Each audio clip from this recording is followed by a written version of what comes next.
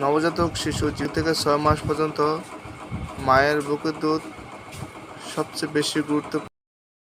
মায়ের বুকের দুধই যথেষ্ট। আর অন্য কোনো খাবার যেমন মধু, পানি, স্যালাইন, সলিড খাবার 6 মাস আগে পর্যন্ত কোনো খাবারই দেওয়া যাবে না।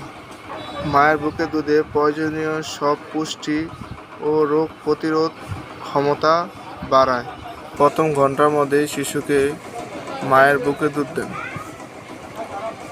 ওই দুধ অনেক পুষ্টিকর ও রোগ প্রতিরোধ ক্ষমতা বাড়ায়। প্রতিবার শিশুকে চাহিদা মতো দুধ খাওয়ান। প্রতি 2 থেকে 3 ঘন্টা পর পর শিশু দুধ চাইতে পারে। শিশুকে রাতে জাগিয়ে দুধ খাওয়ানো উচিত।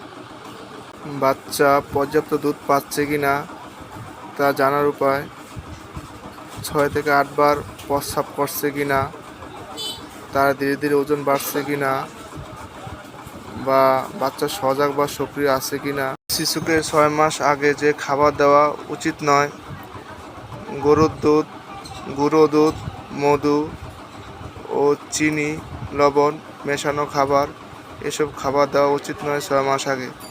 এসব খাবারে অনেক মারাত্মক ক্ষতি হতে পারে।